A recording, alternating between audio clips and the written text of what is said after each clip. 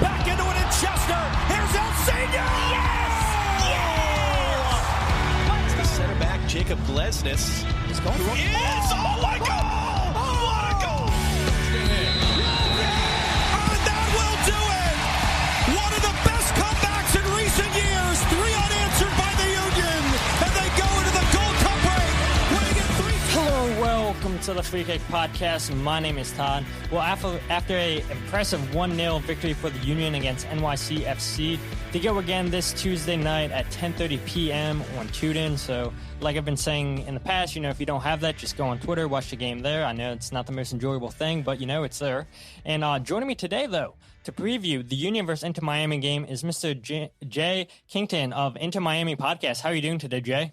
I'm doing well, Todd. Thank you so much for having me on. And I do want to tell you that is a pretty kick-ass intro you have there, man. I like that. Yeah, no problem. Shout out to my good friend Brad for putting that all together. So, Brad, whenever people bring that up, I'll always give you a shout out for that. So, again, well done, Brad. Always. I might use you down the road for one of ours. Absolutely.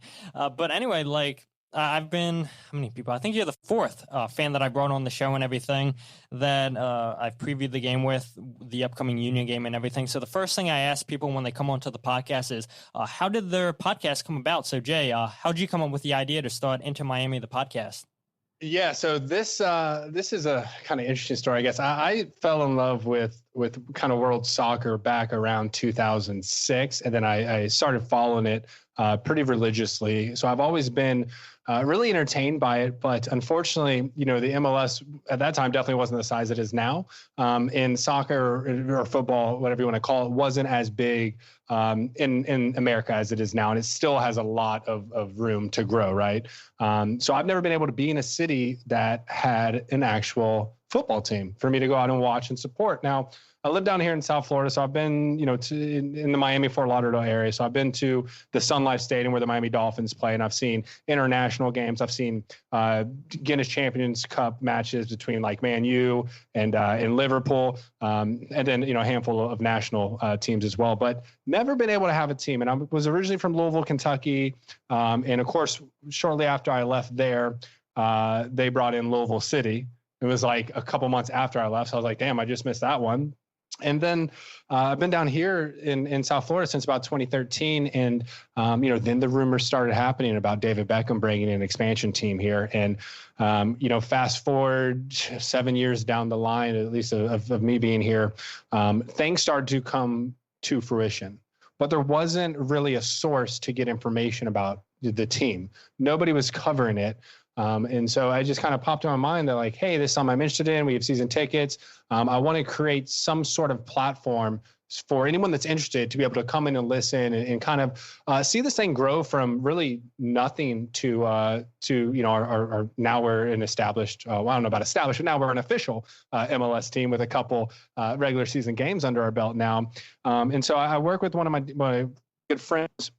And I was like, hey, man, I've got this idea. I was thinking about maybe starting a podcast because I talked about potentially starting a podcast in the past just around other ideas. And I was like, I want to just share some news and kind of cover this new team. And he was like, hey, man, I'm game. I'm on board. It's a good friend of mine. We can just talk and, kind of shoot the crap whenever and laugh and have fun. So I felt like he'd be a great addition, to the podcast to make it a little bit more fun than just dull news. And so that's how it started. And we started in about, August or September of last year. And we've been doing episodes basically weekly, interviewing tons of the players, supporters groups, and just trying to grow the fan base. Our main goal is to make a platform where anyone can listen, whether you're a diehard soccer hooligan, whether you love European soccer, whether you love the MLS, or whether you don't know anything about soccer and are just looking to get involved or get on board with the new team, we wanted to make it for everybody. And so that's kind of the content we try to deliver, is just something anyone can listen to and hopefully everyone can enjoy. Yeah, absolutely. I was going to say when I was looking up Inter Miami podcast and everything, I saw that you guys around September and everything, you guys aren't that old and everything. I'm like, you guys are fairly new and everything. And I told you in email, I like messaged you guys on Instagram, and I was like, oh wait, they haven't posted since like May or something. So I was like, wait, let me go find their email address and got in contact with you. But the funny thing is, so when I found your podcast, I saw you guys did a interview with the I forget his name, somebody in the supporters club and everything. And so I remember when they made that Twitter account a couple months ago, whatever, they followed me and everything. So I was about to message them and be like, hey, Jay and Alex. But then I realized, oh, wait, you interviewed somebody and that's not your actual page and everything. So I'm glad I didn't make that foolish mistake. And, I did. Well, they would have pointed you in the right direction. We're close with all four of the supporters groups down here. So, it's all love. There's other podcasts down here. There's all types of local news covering it now. So, we're all here just to help grow one team. And, it's all love. I'm happy we were able to connect because, I love interacting with as many people as I can in the MLS or just in the football community in general. So thank you so much again for having us on. Yeah, no problem. I mean, it's a blast talking. I mean, I love talking to Philadelphia Union fans, but it's like I say it all the time. I'd much rather bring a supporter of whatever team the Union's playing than, let me watch a couple highlight tapes or whatever. Let me go and look at game notes and everything and BS my way through, while I'll just find somebody that's a diehard fan of that team, knows what they're talking about, and get their perspective of, the team and everything like that. And yeah, like I said, just so happy to have you on. So I guess the first question I'll start with, so we saw Inter Miami suffer a 2-1 defeat to Orlando in their opening game in MLS's back. In your opinion, I mean, what went wrong for Miami in that game? Because they could have been up early in that game if it wasn't for a terrible miss from Juan Agudelo, which to his credit, he did get a goal in the second half, I think the 47th minute and everything. But I mean, you guys were up at first, and then you guys in the second half near the 70th minute, you guys just blew that lead. Yeah, it's eerily similar to the lead we blew against DC United as well. And we also lost to LAFC. So we're sitting 0-3, keep losing by only one goal. Which, I try and focus on the positives, right? So we're a brand new expansion team, all new players playing together, brand new coach who's never coached in the MLS. So the biggest thing for Inter Miami is that we find our identity, we find our chemistry in whatever system is working for us. So we have had different formations and different starting 11s and substitutions for all three games. So it's always just kind of a learning curve. There is serious potential there. I mean, anyone that's watched our games can see that there is potential. We just have to figure it out. In regards specifically to the Orlando City game, my prediction for that game was a 1-0 win for Inter Miami. I want to stay positive, and of course, we want to beat our little brothers in the state. But unfortunately, as I'd seen Bundesliga, EPL, La Liga, and Serie A all restart, almost every single team I can think of, with maybe the exception of Man City, had serious rust, and everything was very slow. So I was expecting a very slow game. Now you kind of take that gap of a new team and then not, having that identity, but also having to take a 3-month break. I think we saw, a lot of that. And one of the main pieces that we were missing was our designated player, Rodolfo Pizarro, took a knock in training, so he didn't start. And he's really kind of our key guy right now, right? Great midfielder and a great attacking presence as well. He didn't come in until Andres Reyes ran out with an injury. I want to say like in the 50-something minute. But it was, we need him to be there immediately, from the start of the whistle to the end of the whistle until we can get another DP spot or fill our other DP spot rather, and then continue to grow as a team. Defensively, I think we're fine. It's just, making the final tweaks in midfield, and then we got to figure out our attack because we don't really have too many weapons. We got Robbie Robinson, the first overall pick of the MLS draft, and I mean, stud, but he's coming right out of college. We got Juan Agudelo, who missed basically the identical setup as the shot he made just from the other side, and then he tried to catch the goalkeeper slipping and rip it from midfield, but he sliced it way right. So then like Julian Carranza has been injured the entire season, just made his first appearance for us, and he was one of our first 2 players signed. And then all outside of that, we have Jerome Kiesewetter, but we don't have like our true go-to guy. There's, some serious, a source has told me that we're going to be getting a very, very big name here. We mentioned on our podcast. I don't want to put it out there until I get actual confirmation on it, but it looks like we finally will be able to fill that attacking threat. But really, it's just trying to find yourself, and trying to find. We played a very rigid football, it was very static. The first half was frustrating to watch. Whoever had the ball was looking to pass it, but no one was moving around them. There weren't supporting runs, overlapping runs, no trying to create space or anything like that. So we need that fluid playing style. We need it to be the beautiful game, and we need to have confidence in ourselves and our passing abilities. And it just may take time to figure that out.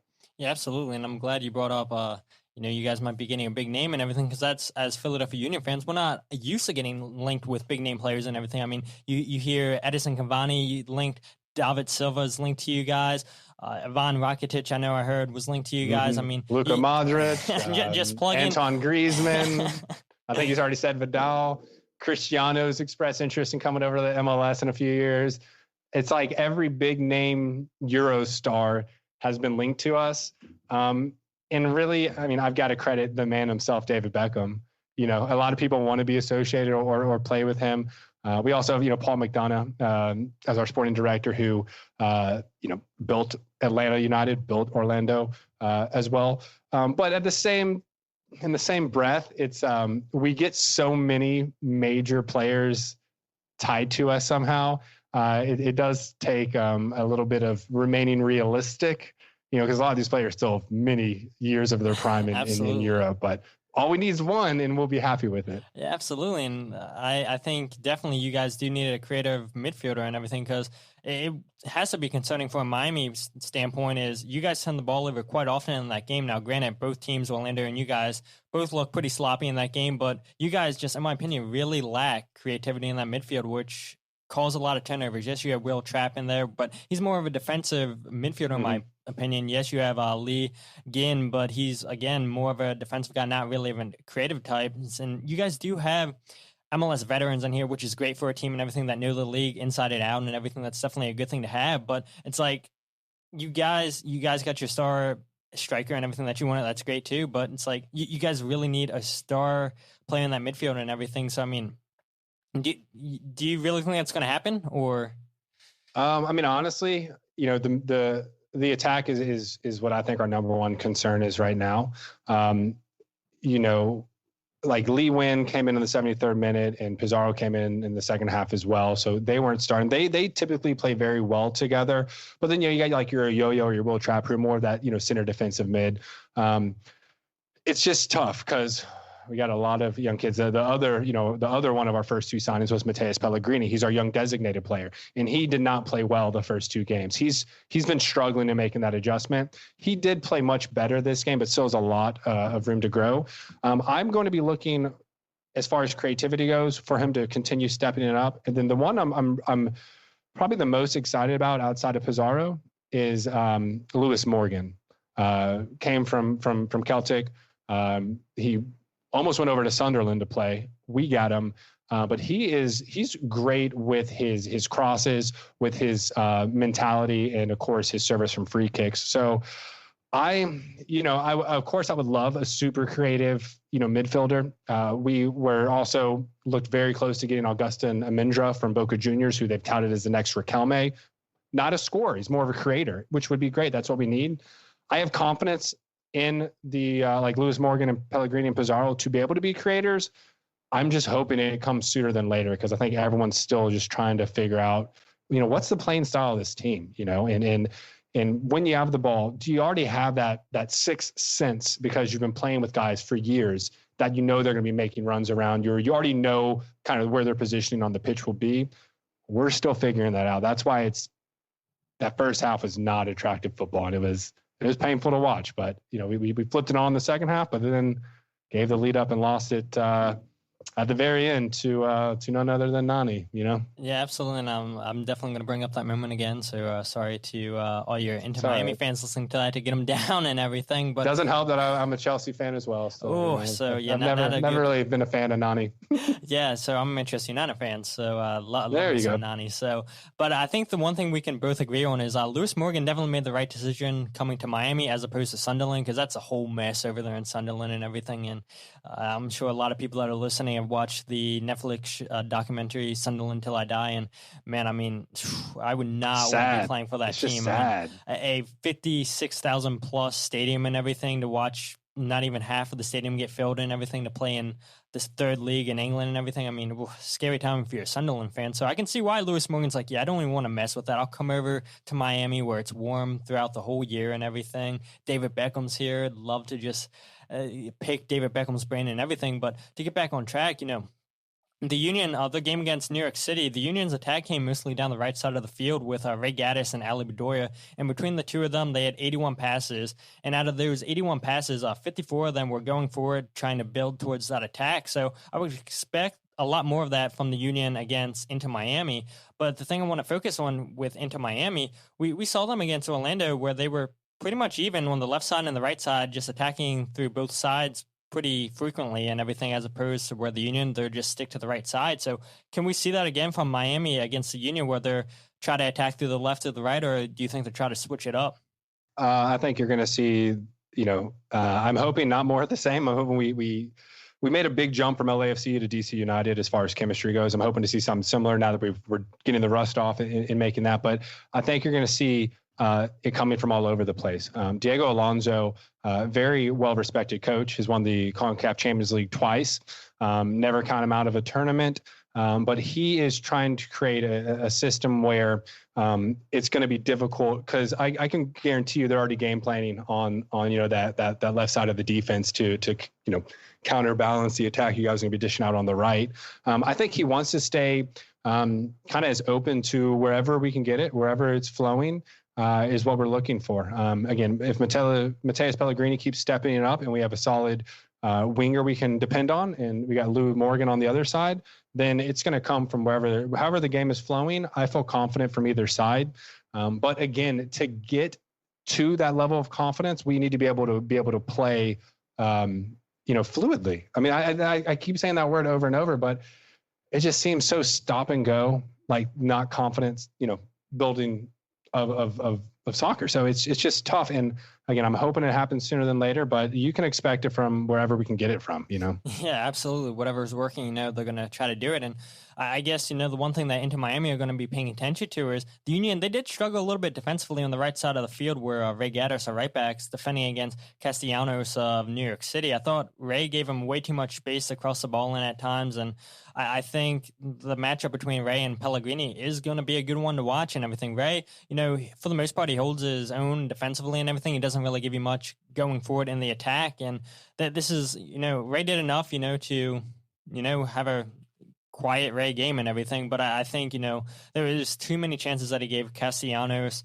to cross the ball in. Luckily for the Union, nothing came of those crosses and everything. But a young guy in Pellegrini who, like you said, didn't have the best of games, but he had a better game than compared to his last two and everything. This is going to be a game for him where he has a lot to prove and everything. And I think this is really going to be a good matchup. Like I said, I think I wouldn't be surprised if Pellegrini, I know you said that, last game wasn't great, but it was okay and everything. I wouldn't be surprised if he gets the best of Ray a couple of times, which means El Brujo has to come over, a defensive midfielder. And we saw him come over and cover for Ray Gaddis a couple of times, got a stupid yellow card on Morales where Morales couldn't go anywhere and Morales is just putting his arm out and everything. And then El Brujo just slaps his hand down. It's like, dude, we can't be getting that and everything. And I think that's going to be part of Miami's game plan too, is just that we all love El Brujo. He's a hothead and everything. And I think, they're going to be like, hey, let's get this guy upset and everything. Let's try to get him a yellow card early and everything. And like I said, I wouldn't be surprised if you guys are attacking down that right side of the field a lot more than you are the left side of the field. But anyway, do you think Pizarro gets to start this game? I do think Pizarro gets to start this game. If it was truly serious, he would have sat out the previous match.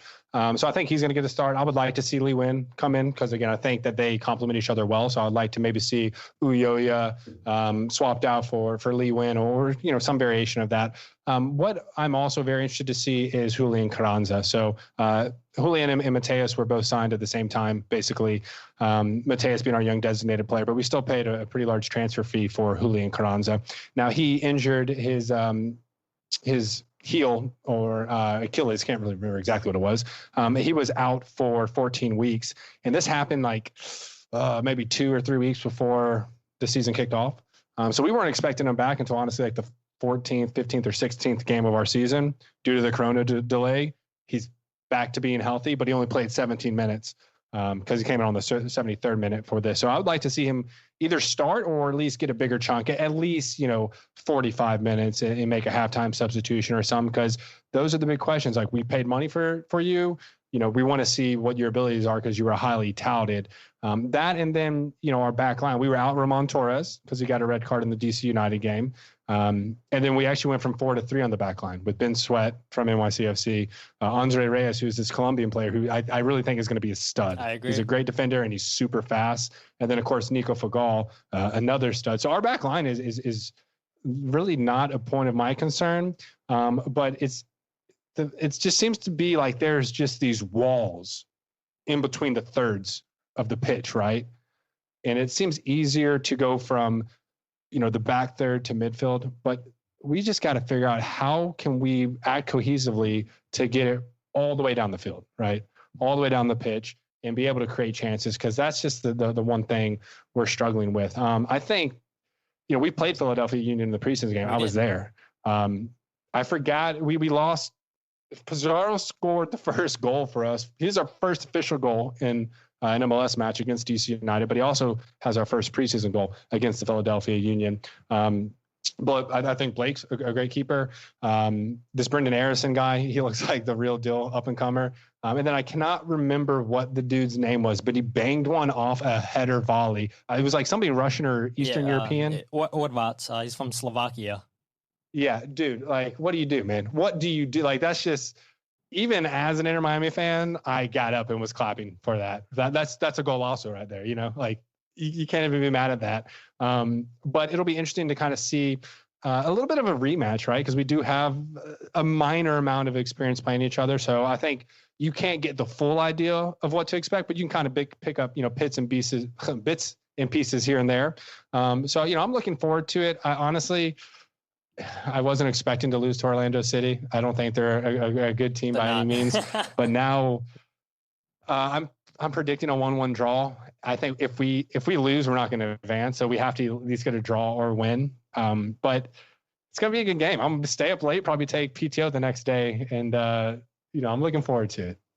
The funny thing, you talked about Orvat scoring that crazy goal against you guys in preseason. Like, we all expected him to be the starter. He hasn't been on the starting lineup at all. He hasn't been on the 18 and everything. It's like Ernst Tanner, our sporting director, he's like, El Brujo, he's more of a project. Orvat, he has experience playing in Europe and everything. He was on the short list for the Young Boy Player of the Year over in Europe and everything. So it's like, this guy had a lot of expectation. And Jim Curtin, the head coach for the Union's not even giving him a sniff of first-team football. He's like, he's progressing, but he's definitely not up there to MLS standard and everything, which has caught some of us by surprise. And we paid a big transfer fee for him. I think it was like $750,000 and not DP. And he's not even seeing the field yet and everything. We still have high hopes for him. And the one thing I want to talk about is Miami. Just like you said, you're not concerned defensively, but I think you and I both can agree that the goals you guys conceded against Orlando could have been preventable. I mean, Dylan Nealis didn't even put on a challenge on Nani from him sending a ball into Chris Mueller. Ben Sweat, I'm sure you've seen this highlight so many times. He's backpedaling back while everybody's looking at Nani dribble the ball on the left side of the field. And by the time that Sweat sees Mueller, he's already ahead of him and everything. And it's too late, yeah. And he can just slide and hope that he gets a deflection. And Robles did get a touch on it, but the ball went in and everything. And I just think, even for the game winner, I mean, it was just a hot mess in your box and everything. That ball's bouncing around, and there's just nothing you guys could have done. But I think both of those goals could have been prevented. But the thing is, Philadelphia Union fans, if you didn't watch this game, Andre Reyes, the Colombian you talked about, he wasn't on the field because he got injured because of both of these goals. So how big of a loss is that going to be for you guys to not have Andres out there? Oh, he's back. So he's just in self-isolation because he left the MLS bubble, right? When yeah, that's he went what to the hospital, I heard. But they're expecting him to be back. Okay, because I thought that they said that he would have to miss 14 days and everything. But if he can come back sooner than that, then that's good for you guys. Then I saw that, but then the most recent report from local news down here was that they expect him to be back, and so we'll see. But worst case, if he's out, I mean, I still think I know a lot of people think Ramon Torres is definitely out of his prime and slow, but he's still a statue of a man. But like Nico Fagal is excellent. We'll have LGP once all this is done. So I think as far as like if you were going to analyze our team, defense is by far the strongest. it's the other two areas that we need to worry about. But again, I mean, even though you have these leaders that have played, like a Ben Sweat, like a Ramon Torres, like a LGP, and then you got Nico Fagal, who has never played in the MLS, but he's got raw talent, and same thing with Andre Reyes. Kind of the same things happening there is they still have to get their communication together. They've got to have enough on-field time to be able to become one cohesive unit. I think individually their talents are there, but it's going to take time. We all do want to see an expansion team just go 0-100. We want to see another Atlanta United. We want to see another LAFC. But I think it's going to take a few more games. I think Diego Alonso, our coach, even said he's going to need at least 6 games to see exactly where his adjustments need to be. Absolutely. And so if you guys do get Reyes, this is why we have the people that follow this team closely come on and everything, because it's like, I'm not going to follow too closely and everything because, that's just not my team and everything. So I'm glad that you clarified that. And that's going to be big for you guys if Reyes is there and everything. But here's the fun part. What do you expect the lineup to look like for you guys going into this game? So this is where it gets interesting, right? Because we played a 4-2-3. I mean, we've mixed it up quite a bit. We've done 3-5-2. So this past game we went 3-4-2-1. So it just depends. I hope the lineup projection that I gave for the Orlando City game is the one that actually we're rolling with.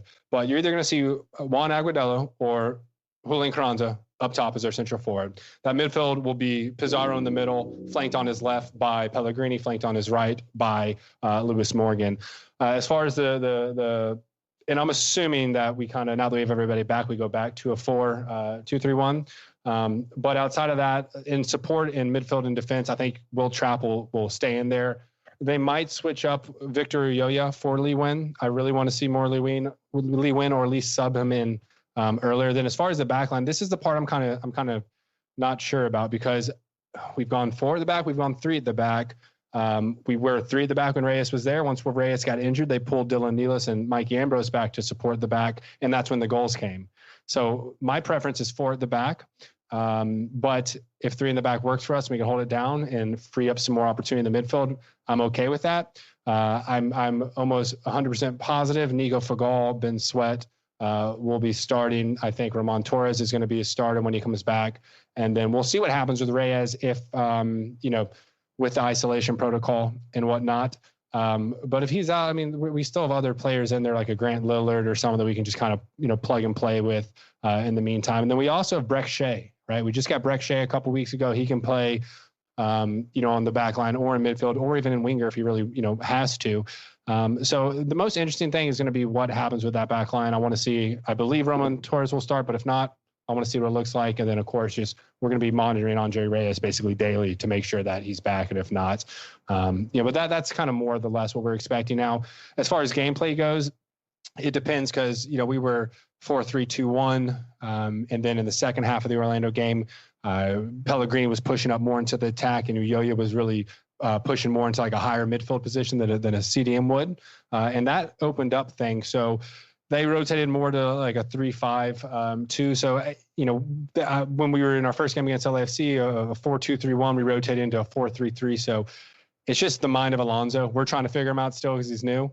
But as far as starting lineups, I would expect the people I mentioned to be in there. Now, as far as formation, I'm expecting either a 4-2-3-1 or a 3-4-2-1 again. Yeah, absolutely. And so when you were talking and everything, I was checking my phone because right now Jim Curtin's press conference is going on and everything. And he said that Michi Galina, who's one of our young strikers and everything, missed the game due to injury. Andrew Vutin, who also missed the game, and Sergio Santos. All 3 of these guys missed it due to injury. Sergio Santos has been participating in training fully the last 2 days, so I fully expect him to replace El Seno in the starting lineup on the left side of the field. Andrew Vutin, he said he's close to returning, but he's not returning to training yet. And Michi Galina just returned today to training and everything. So for formation, I think we'll see, obviously, Andre Blake as the goalkeeper. We'll see Ray Gaddis again on the right side. The center back partnership of Jack Elliott and Mark McKenzie worked well again. And I think The reason we didn't see Glesnes start in that game was for fitness reasons and everything. Jim Curtin was hinting at and everything because when quarantine was going down, he went to Norway and came back and wasn't up to fitness compared to the rest of the team and everything. So he's still trying to work his way back. And then on the left, Kai Wagner, our German left back, had a great game against New York City. The four in the midfield, we run a diamond. So you see Brendan Aronson, of course, up top. You see Ali Bedoya to the right of the diamond. I fully expect El Brujo to start again over Orvats and Juan Crival. And then on the left, our designated player, Jamiro Montero, who had a good game against New York City. And then, like I said, Sergio Santos has been training the last 2 days fully and everything. I fully expect Sergio to be back in the lineup. And then Kasper Schmeichel up top, who had a couple chances against New York City, couldn't capitalize, but it's only a matter of time for him to capitalize on one of these chances. And it could come against into Miami. We'll see. And the partnership of him and Sergio Santos against LAFC, you could see something was clicking between those two. And maybe this is the game that Kasper finally gets on the goal sheet for the Union to open his goal scoring account, but we'll see and everything. But no, the one thing that I'm interested to see is Jamiro Montero just had a really, really good game against New York City. He turned the ball away way too many times and everything, but that's what we come to expect from him. He's our creative player and everything, along with Brendan Aronson. Jamiro's primarily on the left side of the diamond and everything. Like I told you earlier, our attack was going down the right side, but if we're attacking to the left, it's going to be primarily through Jamiro. And he'll float in the middle as a number 10 at times and everything. So I think if we want to see success, Jamiro's got to have a big game this game. I think for the most part, Brendan Aronson had a good game. Yeah, he turned the ball over. How old is he?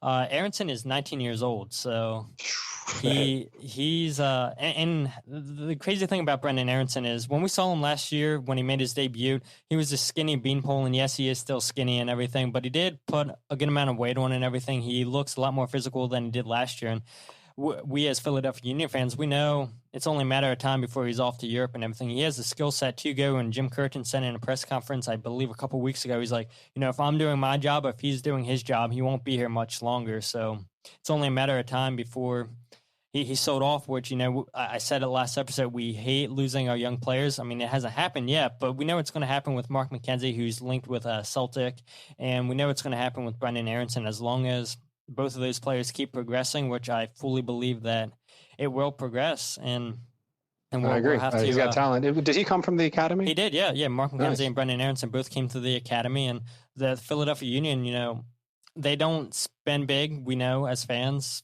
on DP signings and everything, but they do invest a lot of money in the academy and hope that, we can develop a couple players here and there and everything, sell them off to Europe and invest that money back into the academy or buy younger European players who aren't really kicking in Europe and everything, let them kickstart their career here in MLS and everything. And in a couple of years, if they do well in MLS, and we're selling back over to Europe and everything. But that's kind of the lineup I expect to see and everything. I think we'll probably see a lot of long balls again from the Union. Jack Elliott played, I think, 5 successful long balls against New York City. And I think this is going to be a good game. And I won't say what player it is because they went off record and said this about Inter Miami, but they said that they're not a good team at all. They fully expect to have no problems against them, but Jim Curtin in his press conference kind of downplayed that and said, yeah, they're a good team and everything. We respect them. They've been unlucky this season for an expansion side. They have the talent, so it'll be interesting to see. I did have the Union winning this game. I think it's going to be 2-1. I think you guys are still going to find the back of the net because I believe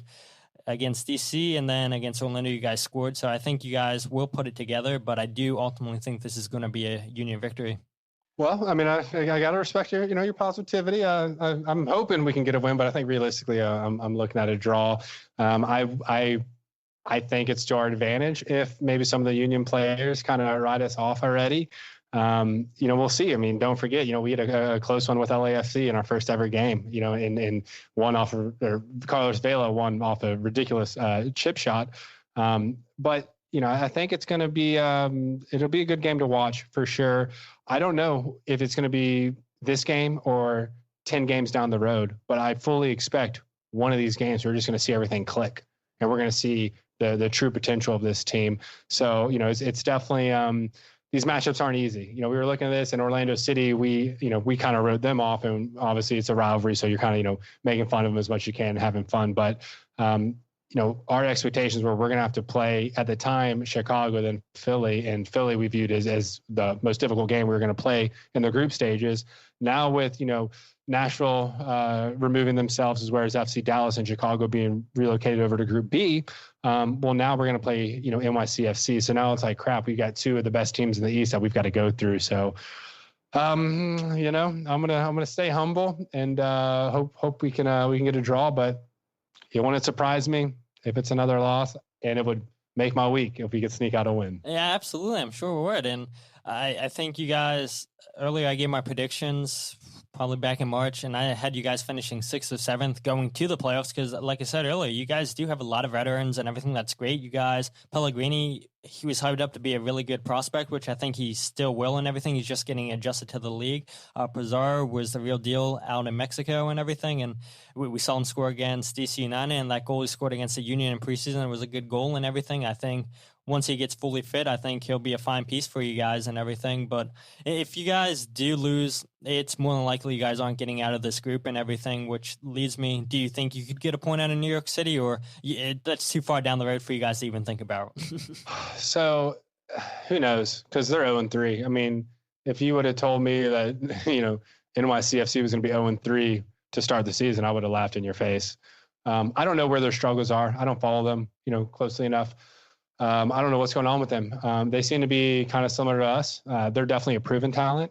And we have talent that we believe in, but they haven't been able to prove themselves yet. So we're going to have to get a win. It's either going to have to be Philadelphia or a win against New York City to advance. That's how it has to be. If we beat you guys, we at least need a draw to get out against NYCFC.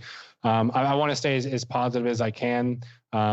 We also need to get points for our regular season, as well. So they're both going to be tough games. It just depends. Everyone says don't write Diego Alonso out of a tournament. I think he's got a lot of potential in this league. Again, won the CONCACAF Champions League twice. How quick can you make these adjustments? Because we need them yesterday. But we'll see. I mean, I would like to at least get a draw against Philly. And then I think if NYCFC continues to struggle, then we can potentially sneak out a win against them. Well, I do think New York City is going to struggle too, because I saw before we got on here, the head coach for New York City, Ronnie Dila, said that Maxi Morales, the number 10, is going to miss the rest of the tournament in multiple weeks and everything due to an injury, I think, to his leg or something. So that's going to be huge for you guys and everything. And a lot of their attackers through Maxi Morales, which the Union did a good job shutting him out in that game. And now they're not going to really have that creative spark in the middle of the field. But, first we got to focus on this Inter Miami versus Philadelphia Union game. Yeah, we got to get through you guys first before I can even think weigh about heavily that. On that. Absolutely. But it might be over come Tuesday. We don't even know. Yeah, absolutely, man. But why don't you go ahead and plug the podcast, let everybody know where they can find you guys and everything, how to get in contact and all that jazz.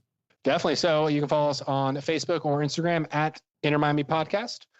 You can check out our website, intermiamipodcast.com. You can shoot us an email at jnalex@intermiamipodcast.com. We interact with tons of fans on Facebook, on Instagram as well, and email. So feel free to reach out to us. I hope I'm not getting a bunch of messages from your fans if you guys beat us, rubbing it in. But we'll see. Or if, on the other side, we don't get hate mail if we somehow win.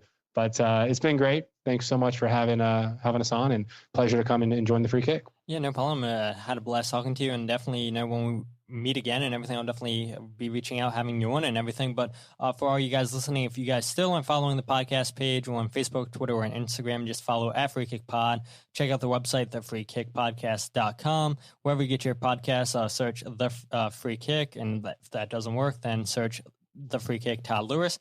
And don't forget, a lot of you guys are taking advantage of this right now, but we're doing a 2020 Philadelphia Union jersey giveaway. Like I've been saying and everything, the ways to enter are leave a 5-star review on Apple Podcasts, search The Free Kick, Todd Lewis, show a screenshot of that review. That gives you 2 entries. Tag a friend on the post, that's 1 entry, and then retweet the post, that's another entry. The rules, only a max of 4 entries per person. The winner has 24 hours to claim his or her prize after the drawing. If the 24 hours pass without the winner claiming the prize, then we draw a new winner. And to be eligible for the jersey, you have to be following the Twitter account at FreeKickPod. And the giveaway runs from July 9th through August 9th and everything. So you guys take advantage of that. You know, a lot of you guys are right now and everything, but it's not too late. You guys have until August 9th. So take advantage of that. And that's pretty much it. That's everything I have. And like I said, thank you so much for taking time out of your day, Jay, to come onto the podcast. I really enjoy the insight that you gave us and everything. And I guess to the best team to win. To the best team. Best of luck, Philly fans. I'm hoping we win, but good luck to you guys as well. Excellent week. We'll see you guys on Tuesday. And with that said, my name is Todd, and this is the Free Kick Podcast.